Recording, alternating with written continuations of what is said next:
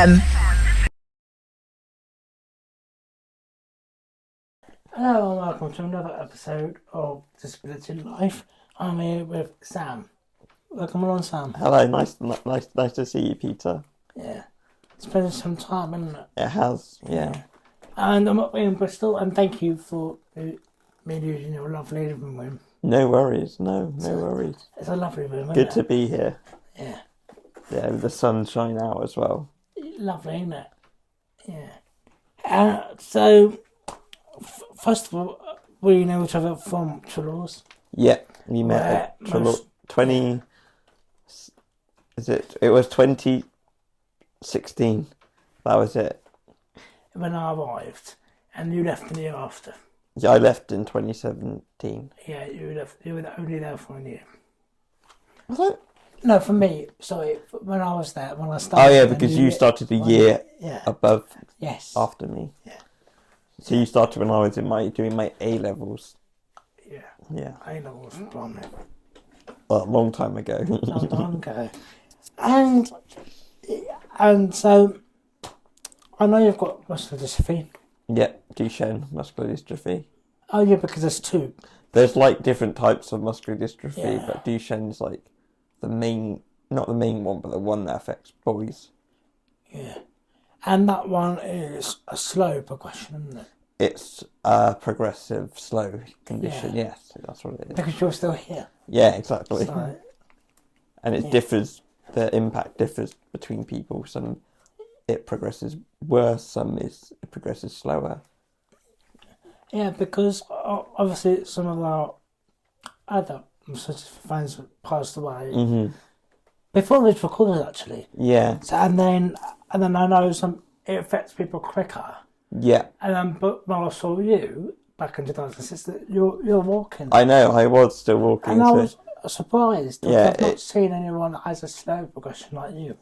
Yeah, and in my job, I've met a few people who are even more progressing or more able than me. Blimey. And are older, so and it's got the same condition. Exactly, yeah. Well, I know it is just such a varied condition. So we should probably start up with your early life. So Okay. Go back to I remember when you were born. I'm not going to go that far back. Not far back, no, because But what was it like? So my early life, I was born in a small village called Shepton Beecham, which is in the very heart of Somerset, and then I moved to a larger town when I was about 12, when I was about 12 to 13 when I started secondary school. I went to a school called Wadden I'm trying to remember the dates now. It was from 2012 I started and I finished in 2015, and then so I finished in sort of the summer, and then when that finished I went to Toulouse, and that's sort of where I sort of left Crewkerne and my Somerset life really, and went to Toulouse, which is kind of like an independence building college.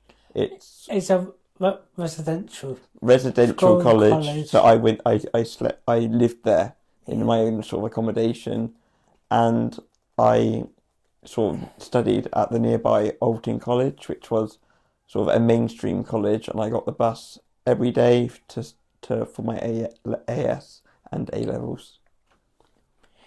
And how long before you were diagnosed with muscular dystrophy? I was diagnosed when I was 4 or 5, but sort of, the prognosis is you're meant to stop walking when you're about 12, 13, but I sort of kept being able to walk until I was it was the final year before I started uni, so yeah, that's what I 2016 it was. So I was about 17, 18 when I kept walking until. And so before you were 4, your parents didn't notice anything? I would say they might have noticed that I sort of crawled differently. I wasn't as strong as other children. So it was noticeable, but it wasn't quite as noticeable until I was about 6 or 7. And then, wait, was it the doctors that noticed this could be MD? I think they did sort of a couple of tests and they found out it was DMD. Oh, But from when they knew it, I was sort of on medication. I did lots of hydrotherapy, physiotherapy, and I think that's really helped me. to cure it or help. Or sort of slow down the progression, really, and Oh, I think okay. it's helped. Oh, That's why I'm sort of was able for so long. yeah, because some people say the word cure back in the noughties and 90s. They Yeah. used the word cure. But, yeah. Yeah, there isn't a cure as such, there but isn't. it's research is still being done. Yeah. Like there's lots of sort of other medication available for other types of muscular But it's dystrophy. more help. It doesn't cure it completely. It sort of slows it. Yeah. Which is you. Exactly. Yeah. And did you have any? So when you got diagnosed and you got given medication, Yeah. you stayed in mainstream schools. You were mainstream reception. You wanted to Yeah. junior, secondary. Yeah. So before Trelaws, I was always in mainstream Oh, schools. Fortunately, I did go to school with two guys who had the same condition as me. So the school was kind of they knew what DMD was, and they were very sort of set up for that. I had a sort of learning support assistants at school who helped me with my physiotherapy and things like that. So they knew quite a lot about the condition. They knew how to manage it, but it was in a very mainstream setting. Yeah. And when did the wheelchair come in? I started using a wheelchair off and on when I was 12 or 13. Oh, right, so secondary school. Yeah, secondary school. I really used it, not all the time, just every now and then. And then I think when I got to, because where I lived, they had a primary school, then you had sort of a middle school, and then high school in a way. And it wasn't until I went to high school that I was using my chair more regularly. But still, I was still quite doing a lot of walking as well myself. And then, because when I saw Charles, you were like, wheelchair throughout the day, and then when you got to your flat, Yeah, you're because I could walk quite short distances, and I Yeah. sort of did I couldn't walk for long periods of time, just short distances in my sort of own flat. So that's what you probably saw. Like I couldn't walk as much as I used to be able to, but I could still sort of transfer independently and sort of walk around my flat and things. Yeah, because I come in, I'm like, it's a miracle! Yeah, you just saw walking. me you saw me go in the wheelchair, but then you saw me out the wheelchair. I'm like, I'm pretty sure that must give the staff a bit of a shock going, Sam, where are you? Yeah, As if you've it fallen did over confuse or- people. Like they saw me in the wheelchair, and they saw me out of it. They're like, "Oh, I didn't realise that." Yeah. But yeah, it did used to like not scare people, but Yeah. just see an empty chair. But they didn't They realise. think you've fallen over or something. They think I sort Yeah. of, I don't know what they thought had happened to me, No. but yeah. So I did used to walk, not as much, but as much as I could. And did you have any difficulties or challenges? I mean, because I know when you're at primary school, people don't take much notice, but secondary school, that's where everything sort of changes. Like, well, for some people, bullying, whatever. At secondary school, did I experience that? Oh, I didn't really experience any bullying. I was just sort of, obviously I did feel a bit different, obviously having a disability and being in a wheelchair, but my friends didn't really treat me any differently than anyone else, which was really nice, yeah. and the teachers as well. So I did at times feel a bit sort of isolated being in a wheelchair with my Were disability. you the only one at that point in the wheelchair? What's that? In secondary school, were you the only one in the wheelchair? I more or less, no, I wasn't, but Okay. I did sort of feel like, kind of like, not isolated. I did feel at times like my wheelchair was very much a barrier to people, but I did have a good friend network, but also I did also sort of keep to myself as well. Yeah. I sort of didn't have a massive friendship group. I sort of had lots of different friendship groups. Yeah. And then, so when did your laws come in? You know, was it your teachers that sort of said Trelaws could be an option? I or- think my mum had heard about Trelaws and Star College, which is another one, and she sort of felt like it could really help me in terms of sort of living independently, preparing for the future. And yeah, she was very much right. But to get there, it took a lot of sort of not fighting with the council, but a lot of sort of persuading them that actually this money is very much worth it. Yeah. As an I had the same issue. yeah, I think all councils as well think it's a lot of money Yeah. for Residential. for residential, but it really built up my independence and probably would have has helped me develop into who I am. Yeah.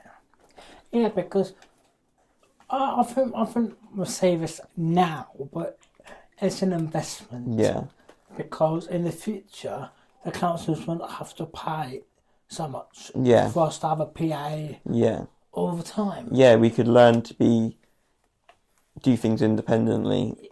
And then, throughout the years, the money goes down a bit because we don't need the PAs as much. Yeah, Because we're independent in some ways. yeah, And that it's an investment. yeah. But So it's- councils are like, no, it's not money. no, they don't think long term. They think very short term. Exactly. Yeah. Yeah. I just see the cost and go, wow. Yeah, it's like, whoa, no way, I'm not Yeah. going for that. But yeah, it really built up my independence, and a lot of people I know who went to Trelaws say some people enjoyed it, some people didn't. But I really enjoyed it, and I feel like it gave me a lot of independent skills that I've now able to get, and it really sort of helped me become who I am. So I'm quite glad that I went to Trelaws. The only thing is that I still had friends in Somerset, but sort of going to Trelaws made me sort of lose touch with them a little bit. But I managed to make some new friends with Trelaws who sort of had similar conditions. No, not similar conditions, but similar sort of life experiences. Yeah. So yeah, I'm glad that I did make that move. Yeah. And it sort of prepared me for university as well. Was there a plan B in case you didn't get into Trelaws? Or was the Trelaws just... Plan B was to go to sort of one of the local colleges. Oh. But where I was, one was in a place called Taunton. It was Richard Hewish, and it was like a bus journey. I had to pick up at 7 in the morning every day and be back at like 6. And so I'd just be going back and forwards to home. So I wouldn't have much of a social time. And the other college as well, they sort of it didn't feel as inclusive. So I think I'm so lucky that I managed to get into Trelaws because it really did help me. Were you already independent in some ways before you went? Before I went to Trelaws, Yeah. I was independent based on the fact that I was able to walk and reach things, and So that was the only thing. yeah, that was sort Yeah. of from a medical side. That was why I was quite independent. And I think I'm always been quite a determined person, so I think that also helped as well. Sort of try and want to maintain my independence as much as possible. Yeah. So you went to Trelaws 2015. Yeah. Yeah. Was all 2 years Alton College. So Trelaws was you were just sleeping there. Yeah, so I was full time at Alton College, and Trelaws really I was sort of just residential. Really, I didn't go to the colleges there, but I did do sort of some of the activities they did in the evening. One I remember was wheelchair hockey. I don't know if you played that. I did. Yeah. Yeah, I think I had a faster chair then as well, so I could. Yes. Before everyone else chose were quite slow. Bless them. Yeah, I was a bit of a Daredevil. not daredevil, but I did sort of get quite into the game quite a bit. Yeah. And then me and Paddy's... Yeah, and also with Trelaws, we sort of got to go to Winchester quite a bit. We got to go out and about, but I didn't really. Yeah, once we passed their tests. Yeah, once you were able to go out independently down to the pub, which is always. Yeah. Yeah, you always do tend to have some stuff. Okay, right, you've got to pass this wheelchair test or. Oh, you got to pass. You've got to pass the test to go to the city centre. Then they've got to pass the test to go to a train station. Then they need to get. Yeah, it was very. I think they were very. Yeah. They were very sort of protective in a way, maybe a bit too protective because they knew if anything went wrong, it was on them. It was on them. So because I think, of the attitude of care. Yeah. Vulnerable people. Exactly. Yeah. So. Yeah. But they learned quite quickly that I was quite an independent person, and I just sort of was able to. I eventually got independence of Alton, so I could go anywhere in Alton. Yeah. And on the train as well. Like they taught me sort of how to access a train independently. I got the train home once from Alton to where I live on my own. So I think with that training it was really useful, and I got to access hydrotherapy, which is impossible to access now. But it's really difficult to access, and it's very much based on where you live. Postcode lottery. Shame. Yeah, but I had a really good positive time at Trelawney's. Yeah, and I remember the cooking. You had to get. To pass the cooking test as well. Oh, so at Trelawney's as well, because one of the independents was in the first year. You were downstairs. I was downstairs like in the rooms. So the rooms had a bathroom, but the meals. But the meals you had were cooked by Trelawney's. But when you were the food was upstairs. No, the food was okay. Yeah. It wasn't. It was only Friday that was worth eating. My palate was Saturday morning fry up every Saturday. But then in the flats, we were encouraged to sort of cook our own food, plan our own meals, plan our own shopping, sort of budget our meals. Budgeting as well. I hated budgeting. And so just sort of do our own laundry, learn how to access the washing machines. Lots of sort of life skills and sort of planning a menu for the week as well. Yeah. Monday, week of the week, pasta. Yeah. Tuesday. Yeah. Spaghetti bolognese. Some people were more imaginative with their meals than others. I know some people just made the same thing every day. Yeah. Well, that's me. Was it you? Yeah, I was the same thing. Yeah, but you could have something different. What about Wednesday? You have something else? No. Yeah, I made a lot of curries and chilies and stuff, which is good. Yeah, and that's what I really sort of enjoyed the aspect about Trelawney's was that. Were you at a student union at Alton College? I was in the student union. I thought so. Yeah, I remembered. was student union for a year, and it was good. Really, I was a disabled student officer. I had my own T-shirt, and I think that year, there wasn't that many representatives, but I was like, I'm gonna go for it, and I got it, and I was on it for about a year, and sort of I did a lot of different things. I sort of did a lot of fundraising. I sort of talked about the experiences of Trelawney students going to Alton College. Oh, this was the Trelawney representative. Yeah, so I was the Trelawney representative at Alton College. The one I went for the next year. And you got? I don't know. No. It was Ryan, wasn't it?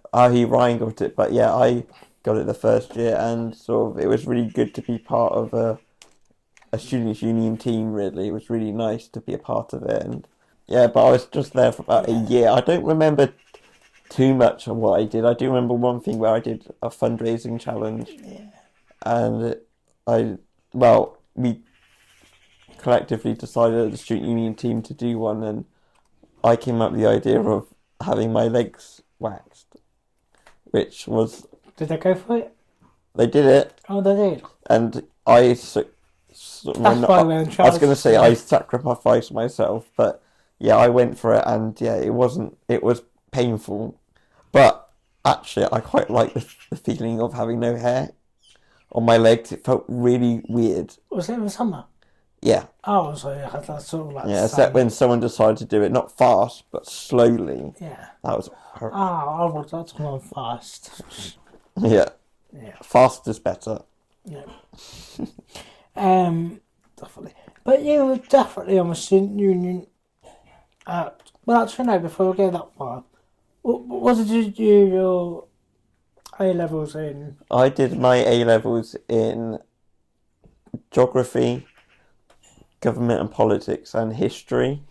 Yeah. And so they were all kind of very humanities subjects, based subjects. But yeah, I was. But it did help for your future jobs. It did. It helped me because I went on to do a geography degree. Yeah. And yeah, I was. It sort of having history and government was quite really interesting subjects. They weren't the sort of the most. They weren't the easiest subjects to pick, but but after tours, you were pretty much independent at that point. Able to get on a train, able to go to town centre. Yeah, and obviously, flourish. When I came to Bristol, I had to get used to their sort of transport systems, but I had sort of to get used to having PAs as well. And you saw the Bristol shit. Bristol, well, this is the nice part, I've got to say. But yeah, there are. Yeah. Bristol's a varied city. Yeah, it depends where you're going really in Bristol. I would say so. It's got some absolutely lovely parts, but there's also parts that, like any city, really, it's got parts that. There's always the bad part and the good part. Yeah, exactly. Yeah, so you went to Bristol University? I went to the University of West of England, which is sort of near where I live now. Yeah. Fortunately, interesting, this area was an area I always wanted to live in, and now I'm here. So, the other uni's in the centre of Bristol, so I decided to go here because the one in the city doesn't have a campus. The one here has a nice campus, so I felt quite safe being there. It was really near shops and supermarkets, and I had sort of really good sort of network of PAs there. Yeah, because secondary tours, you then sort of get taken aside sometimes by the transition officer.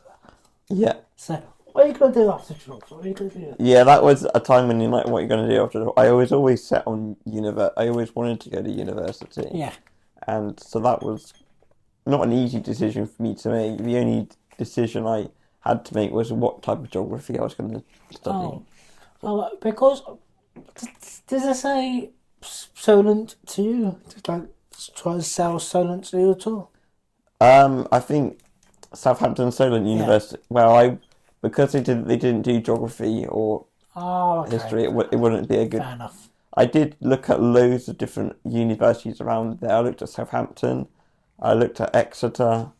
I was actually originally going to Exeter Uni to study geography, but unfortunately I didn't get the grades I wanted. So but fortunately I ended up we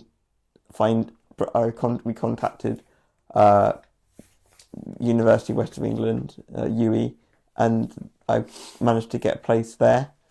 And I'm so glad I made that decision because Exeter's wouldn't be my city. I definitely feel more isolated there than I am in Bristol. I wouldn't have built up such a good network that I have in Bristol. Yeah, because I remember they say, look at Solent, to me and Paddy and Natasha and a few others. Since then, they've always said, Southampton. They don't tend to. I guess they like Bristol, like Exeter. They don't. Yeah, they want to keep. They want to keep you in the local area. So Hampshire. Hampshire. They're recommending Hampshire but I was like, no, I want to go to Exeter, but now Bristol. Yeah, and then you went there, and you were obviously in union there as well. I was actually a union officer for 2 years. So I got involved in a lot of student union decisions. I sort of set up a disability forum for disabled students who were at uni, and sort of I wanted to create sort of a network for disabled students. And was there a lot? There was at the beginning, because there hadn't been a disabled student officer role there for quite a while, so it was a struggle to build up and identify people who were disabled and wanted to join the network. So that took a lot of building up. And I sort of set the foundations of it to build it up, and you built a legacy. I try. Well, I hope to. I hope I've helped sort of people with disabilities who are accessing UE. I also I set up a panel event. You did? About... I've got that written down. Yeah, called, what was it? Redefining My Disability. For Redefining Disability panel. Yeah, Redefining Disability. Yes. And that was sort of looking at the stereotypes of disability. It was done as part of Disability History Month, which is every year in November. And so I put together a chair of panels with lots of different disabled people with visual impairment. Yeah. I also managed to meet a rapper called Crazy Legs, who is very big in sort of the music world at the moment. He's getting bigger and bigger. And yeah, he's from the local area, and he was... Rapper Legs. His name is Crazy Legs. Oh, Crazy Legs. And he's a rapper in a wheelchair, and he's very sort of up for wheelchair. He's very sort of active in terms of getting more disabled people into music. So, and that's how I met him, through that panel. I would have thought you might have met him for some gigs. No, They might have gigs with I think sort of with me, I've met a lot of people through sort of disability events and things like that, and that was a really positive event. It wasn't as well attended as I wanted it to do, but it was a really nice discussion that we had. And yeah, with part of Disabled Student Officer, I was part of the Students' Union team as a whole, so I attended lots of meetings. I sort of wanted to be as active as possible in that. So, were you not the host, but were you the sort of conductor of asking questions at the panel? Yeah, I was asked the questions. Yeah. I sort of put it together with a bit of help from some people. Of course. I sort of planned the content, so it was my first ever time that I did that, and I was not impressed. I was quite impressed with myself, because I've never managed to do something like that before, and I think it went really well. I got lots of really good feedback from people. Yeah. And so you got disabled student officer there, and what did you do your degree in? So I did my degree in BA, well, they call it BA geography, but it's also known as human geography. Oh. And that looked at how humans interact with their environment. So we looked at crime, because that can be involved the environment, geographies of crime. We looked at sort of geographies of migration. And we also looked at disability as well. There was one sort of part of the module which looked at disability and how... And you went, get in. Yeah, and that really introduced me to sort of the social model of disability, and how disability is very much an issue and is linked well with geography. And it sort of inspired me to write my dissertation on accessible transport in Bristol and the wider area, which was a really interesting topic. Because that set you off, didn't it? The transport, that transport, it helped sort of me. So before my dissertation, I did a placement year at Bristol City Council in the strategic city transport team. I was started doing a project on an area of Bristol that is very industrial, and the transport links are not very good. And so they wanted me to do some research into that area about how it could be improved, what potential solutions could be put in place. So that was... So when you say transport, you mean the bus system? Or buses, trains, sort of maybe like minibuses for staff. just to make, basically I think they wanted to have, there were more employment opportunities coming up and they wanted to sort of prepare the area. So that was my first sort of professional sort of report work that I ever did, and it really did help me sort of for my final year. Yeah, because that's quite vital. You did 3 years, didn't you? I did 4 years because of the placement. Oh yeah. Yeah, so I think how I got the placement was through my lecturer, who ended up being my dissertation supervisor, and yeah, I sort of expressed interest of doing a placement, and he put me in touch with Bristol City Council, and they sort of were really happy that I was on their team. So was everyone at uni on your course did a placement year? No, only a select few of us. Oh, okay. Yeah, because what would happen is, if you did a placement year and the others didn't, you kind of had to do the third year with new people. Yeah. So it was quite a commitment to have to do that. But luckily I knew a few people who were doing placements, so I still kept in touch with them. Right. So it worked out really well in the end. I'm really glad that I sort of did that. Because that set you off, that placement, and then the dissertation. Please after that. Yeah, it really helped with my dissertation because I wrote my dissertation on accessible transport, and I wanted to sort of get lots of people's feedback and I wanted to hear from like local groups, local disability groups, and I did actually send a survey to one who I ended up later working for, about accessible, asking if they could share a survey with the people they work with, and they were more than happy to. And that's how I first got introduced into Wessel, who I later got a job with straight after uni. You did. You were disability at Bristol City Council. Bristol City Council. You got a job in the transport. That was in the placement year. And then after. Yeah, so after I went back to uni, after the uni, after the session, you graduated. Yeah, so after the placement, I went back to do my final year, did my dissertation, got a first class honours, which I was really... First, which I was really, really chuffed about. Only just about like 71 and 70 is the... So I was so chuffed to get that. And during that time, I was applying for lots of jobs. I was applying for loads of different jobs, mainly related to transport.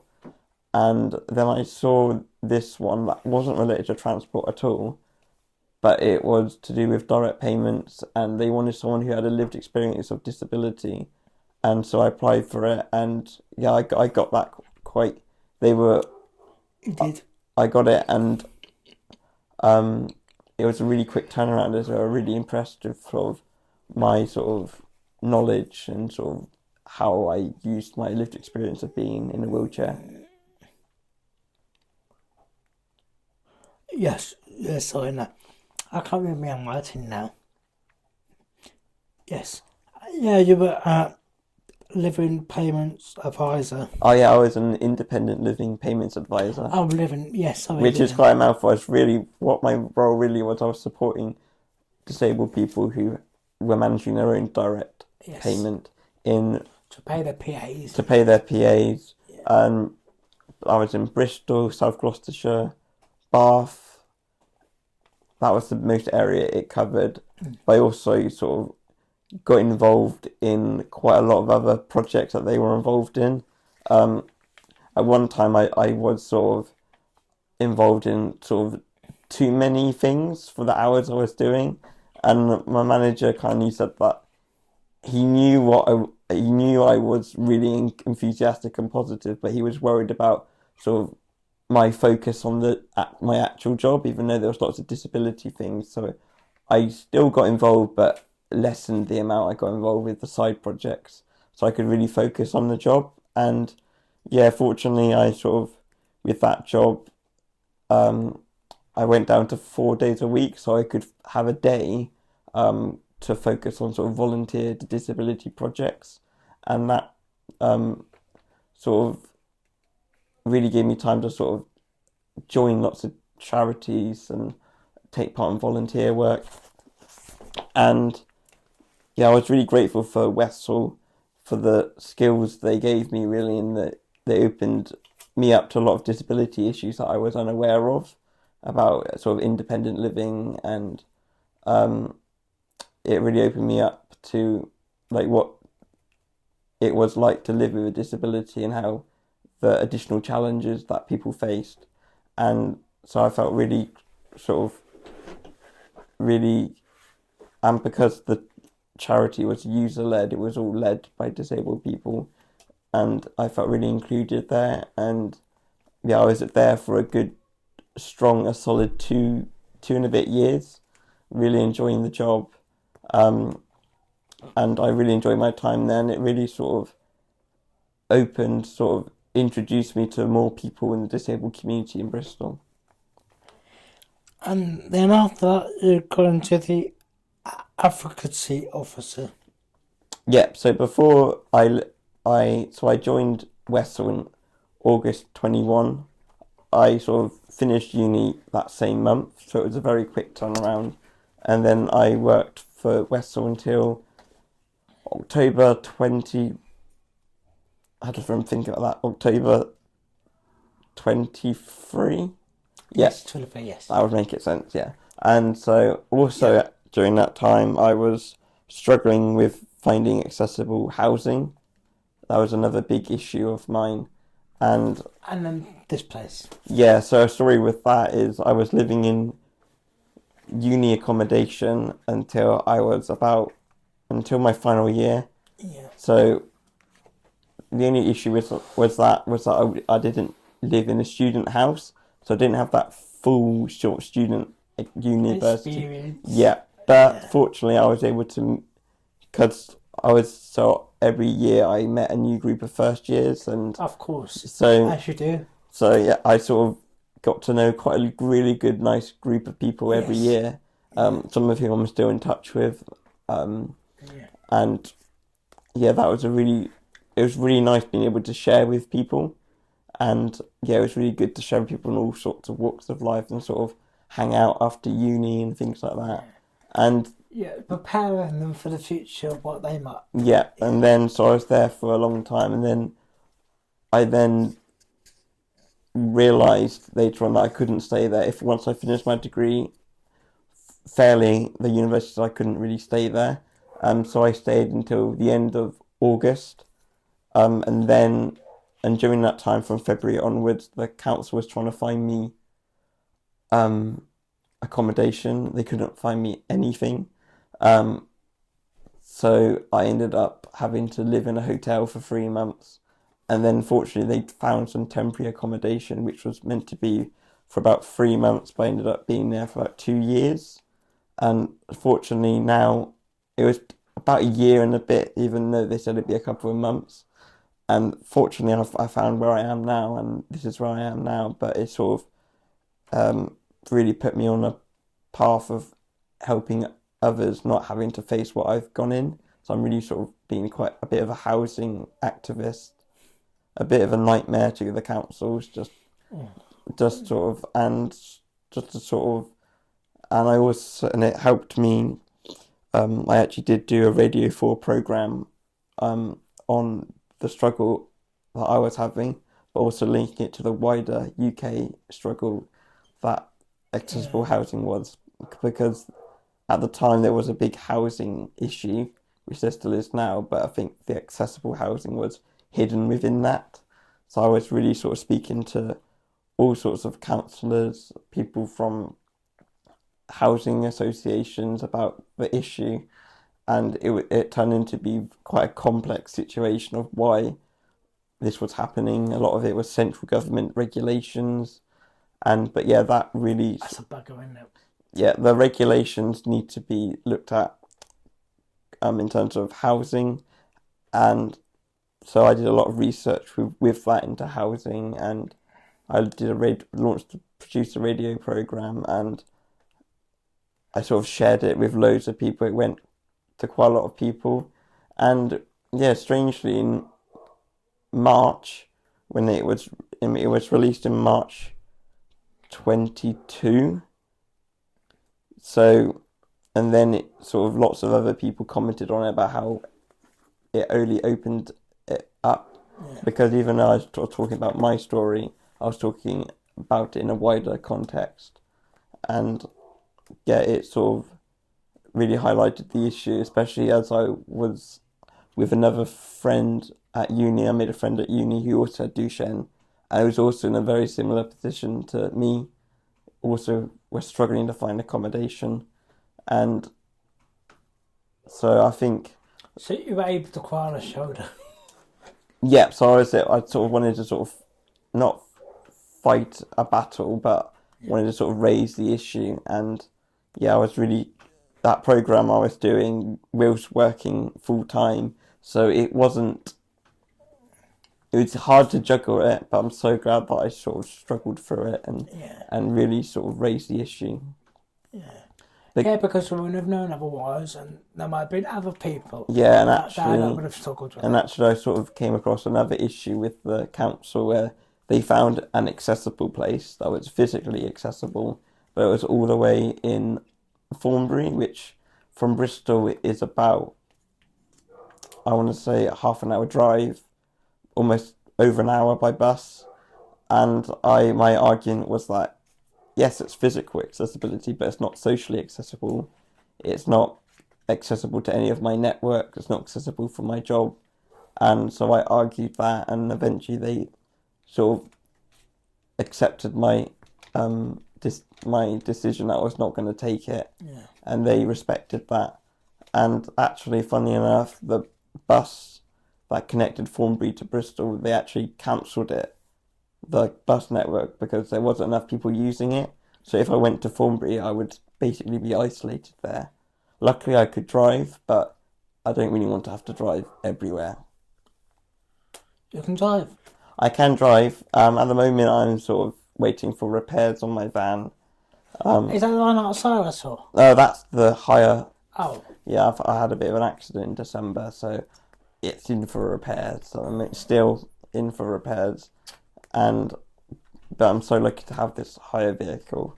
But luckily, the bus networks in Bristol are really, well, I say good. Okay. At times. I had to get one today, and it was alright. Yeah, depends. Apart from the fact that I had to walk 20 minutes of the last leg, but... Yeah, the buses aren't they could be better, a lot better, and the trains as well, but here I'm in a really good location, and I'm really glad sort of that this opportunity came up, because I'm extremely lucky, and actually it put me in touch with Mitch, who also has DMD, and he lives literally at the end of my road, which is a really small world coincidence. So I've been sort of fortunate enough to meet loads of people with my condition, even though it's not a rare condition, but it's not very common either. But I've always been surrounded by people with the condition. Yeah, it's really good, isn't it? Yeah, so it's really I'm really happy where I am. It's always nice when you meet a community that you're part of. Yeah, because even now where I live now, I live in this bungalow with my cat Barry as well, which is another quite a funny story. Yeah, because... He's not in here, he's gone out. Oh, is he? Oh. Yeah, but Barry is, and then I've got my PAs as well, it's not 24-hour, but they sort of support me on like a 1 week on, 1 week off period. Because you've got so independent lecturers. That kind of helped me, actually, and actually there were some things going back to Trelaws that were like frustrating at times. A bit like, they were very sort of like, you have to plan your care, you have to plan, not plan your care, or plan when you're going to bed. Sometimes it was like you're being a bit spoon-fed and treated like a child, but I think what they were trying to do is to realise that the reality of... Yes, that's the reality when you have... a care agency. You've got to... But actually, when I was working for West, I found out that they talk to you and you tell them what works for you, and then they stick that plan. But with a PA, it's much more flexible. You can do you still have to plan your days and what you're going to do, but it is understandable because they're in a flat of 20 to 7 people. Yeah, and there's only So like had to a sort of set number of support. Yes. So it obviously with a PA, it's just you and them. Yes. But with I understood why they did it, and yeah, it honest to God, shit. it was annoying, but it really did work in the end. It did. It set people up. Yeah, because you've got to tell PA when to start, when they can finish. Yeah, that kind of thing. But I sort of found out that actually, rather than setting up separate shifts, just do like a really long 2-hour one. Yeah. And just say cooking, laundry, everything all in one. Yeah. So it worked out, and I still have very fond memories. You feel grateful now. Yeah, at the time, even though it was frustrating, it was good experience. Yeah, I feel grateful now for the support that I had at Trelawney's. Yeah. And advocacy officer. You were. Yeah, so after my job as a direct payment advisor,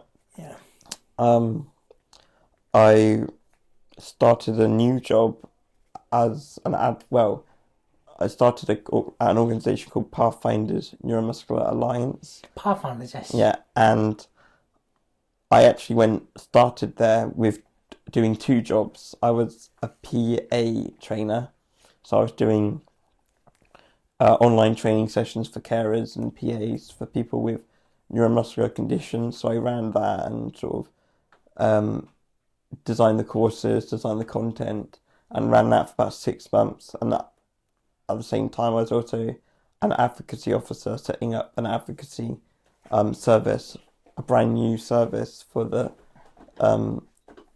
charity. So that was done completely from scratch. So that was something that I've never experienced before. I had not had that, but I was really grateful for the opportunity that they gave me. And I've had lots of really good praise about how I've set up the service, how quickly I've set it up, how I advertised it and run it. So I sort of, even though I'd never sort of had to do that sort of before, I sort of just relished in it, really. You made the role your own. Yeah, and that's what the organisation's really flexible. They really sort of understand condition because everyone who works there has a muscle weakening condition. So they understand that you might have appointments, that you've got lots of sort of employer responsibilities that you need to do,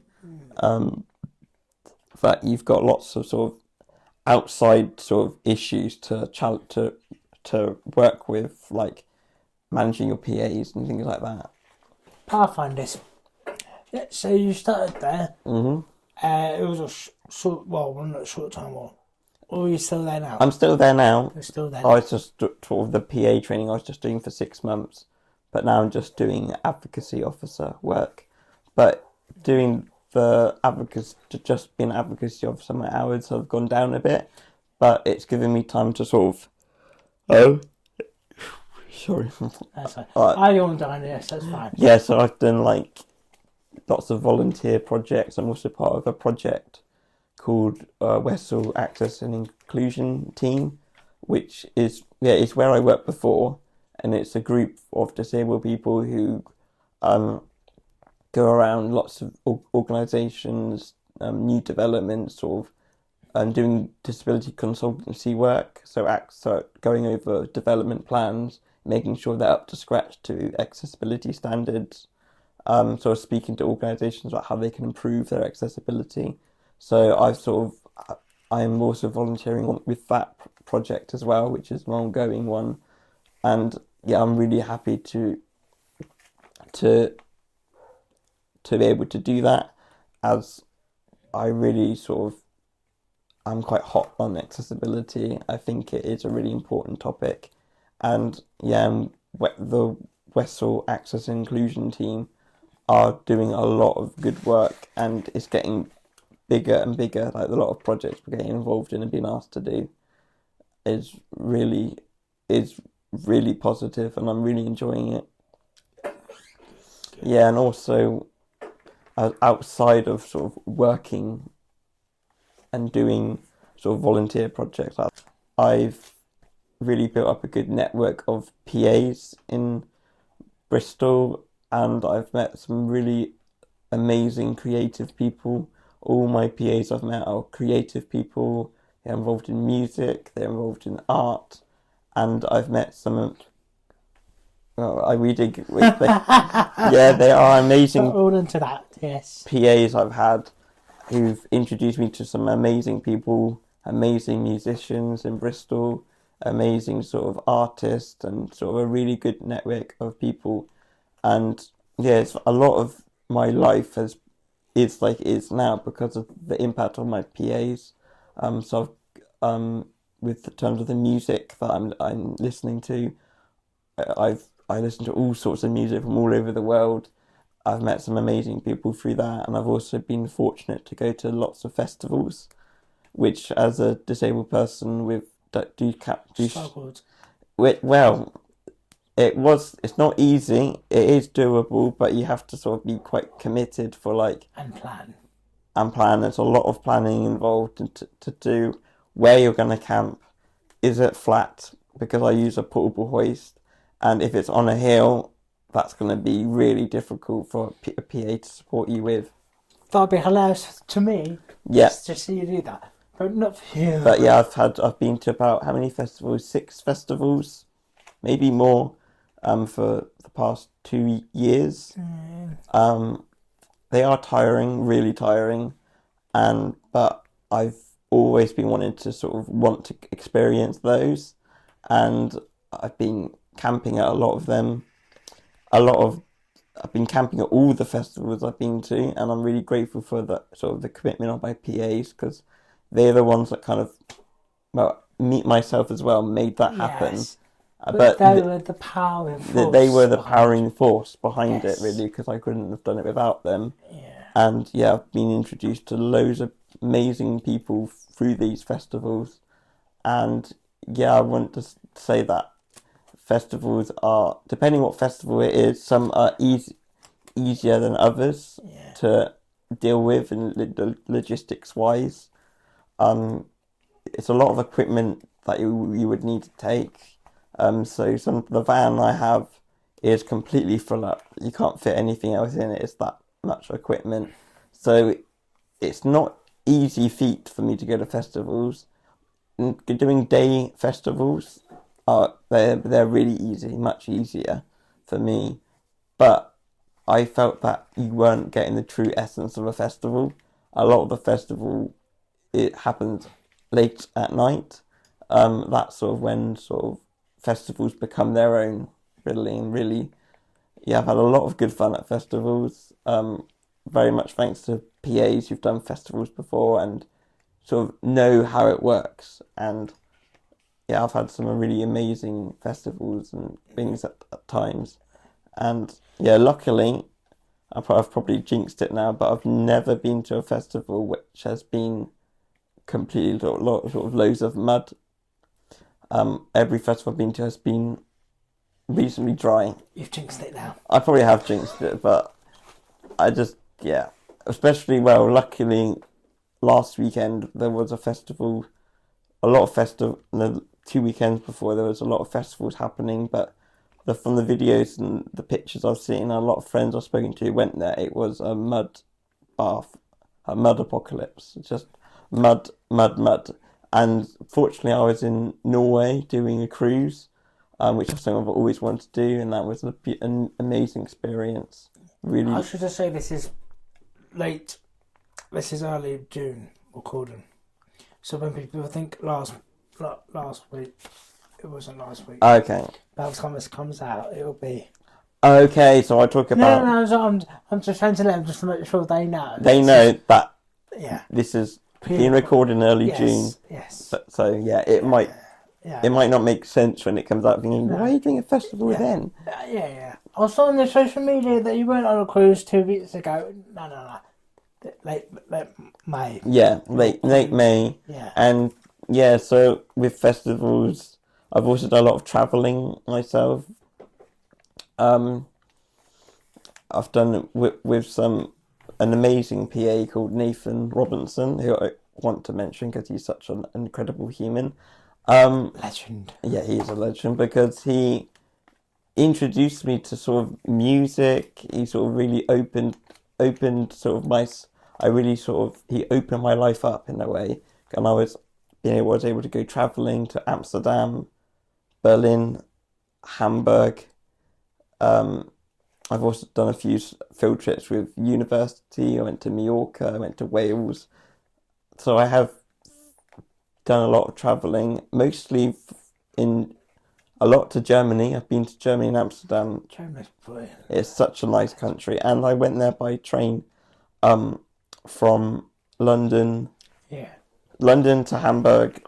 It was a lot of traveling by train. Yeah, just stop off at Paris, France. And I had to go sort of London to Brussels, then Brussels to Cologne, then Cologne to Berlin, and then it was similar to going to Hamburg. But the reason why I took the train is because planes are not comfortable for me at all. Okay, the seats. Yeah, and the seats, the way you have to maneuver into the seats. Oh, the little trolley. The little trolley, the way that they don't have hoists, so you have to be man-handled, really, sort of lifted. Lucky you. You have to be lifted by lots of people. Yes. And it can be quite, the dignity goes out the window. You feel like, why are people watching me being lifted? Yeah. And you have to put your wheelchair in the cargo hold, and I've heard lots of stories about people's wheelchairs being broken. Mine included. Yours included, yeah. And that really put me off. So even though it takes a bit longer, I would definitely prefer to go by train. And but it is improving. It is improving. Planes are improving, and I think one day, possibly next year, I'm going to bite the bullet and just sort of use a plane. Yeah. Which I haven't used. I haven't been on a plane since, I want to say, 2016. Bloody hell. No. 2019 was the last time I went on a plane before the pandemic. Before the pandemic, and that was to go to Mallorca, which was an amazing field trip with uni, fully funded by uni, so that was amazing. Ka-ching. Yeah, so travelling, festivals, brilliant, and disability activism is very much what I'm all about, really, and I sort of want to sort of show people that that's all possible. It just isn't always straightforward and easy. Yeah. And I've got down here, Sam for PM. A lot of people... Sam for Prime Minister. I would hate that Prime Minister. I would hate that role, because you have to please so many different people, and I would hate it a lot. A lot of people have said that, you should be a counsellor and stuff because you're so positive and enthusiastic, but I'm just sort of... I don't want to get into politics. I just can't stand it. I can't stand how you have to sort of please so many. You have to please so many different crowds. That it's just. Yes, you can't please everyone. No, exactly. So I'm sort of. I don't want to get involved in politics. I just want. Maybe I should. I don't know, but I need a lot of encouragement from people to say that. Sure. But I just want to really focus on sort of disability activism and fighting for the rights of... Yeah. So that could mean that you'll be probably in front of the Prime Minister. I should say at this point, we are in the middle of a general election at the moment. Yeah. So when this comes out, it'll be way gone, and it'll be either Sunak style. We'll have worse or worse. Yeah, so we're in the middle of the election, coming up to the election. Yeah, vote carefully.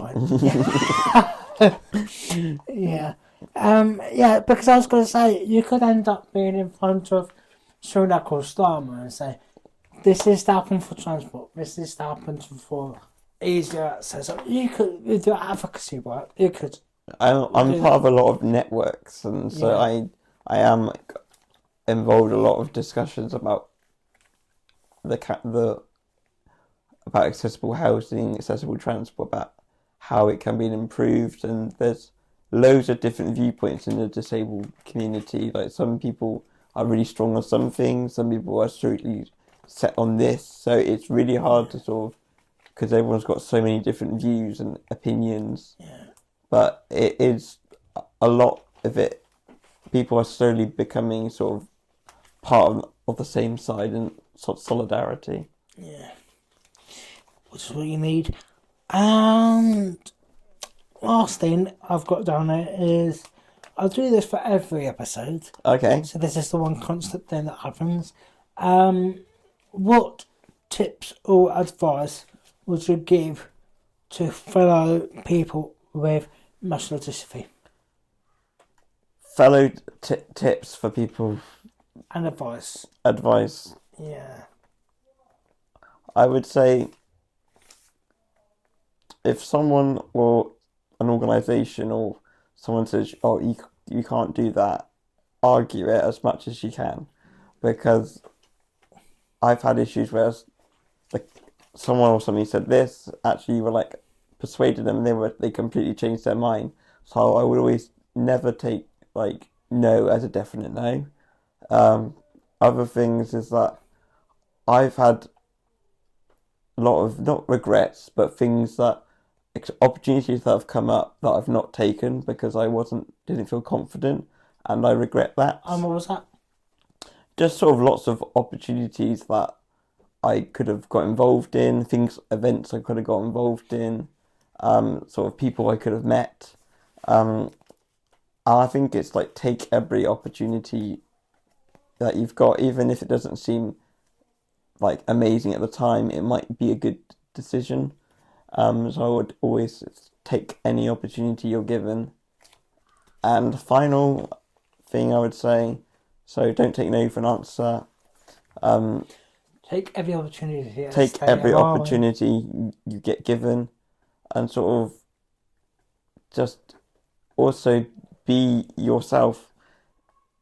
Especially with social media, there's a lot of really positive disabled influencers on Instagram, and I really appreciate that.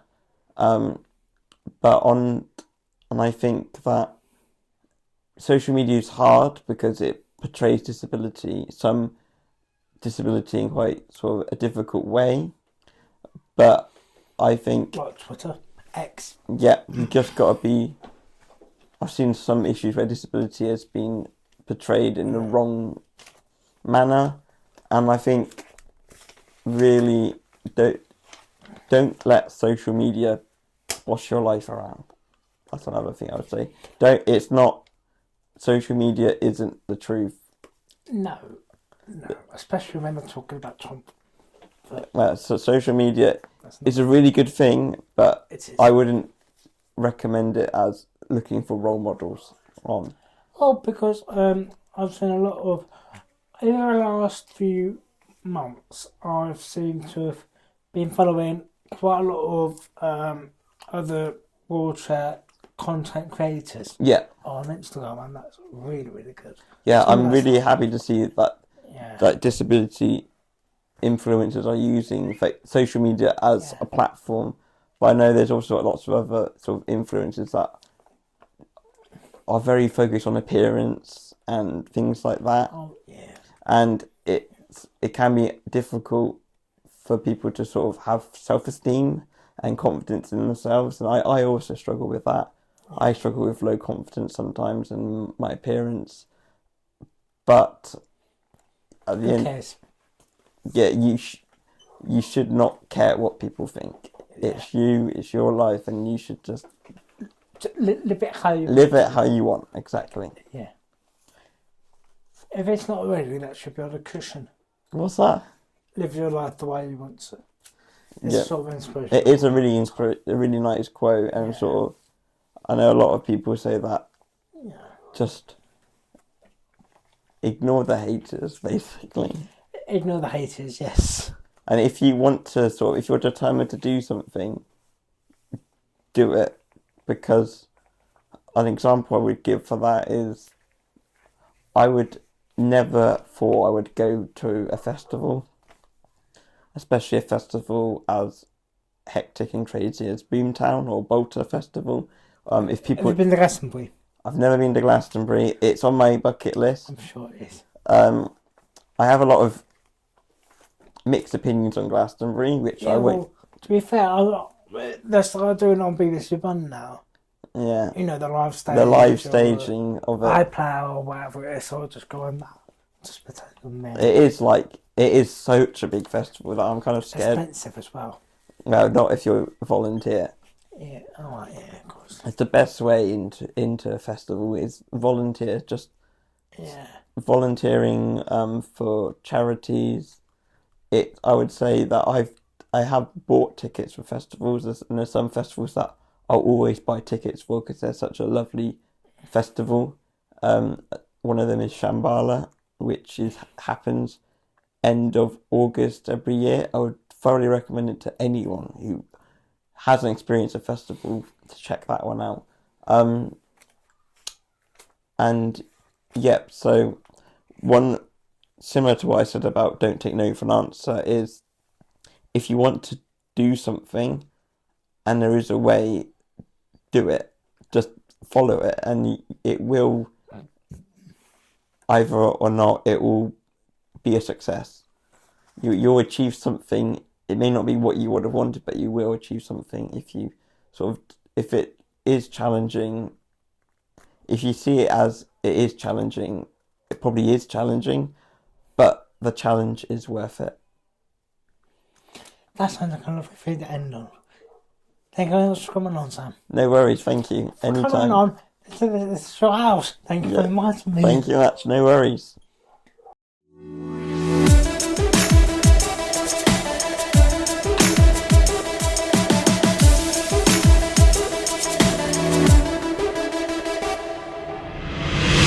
Voice. Let's go. Voice FM.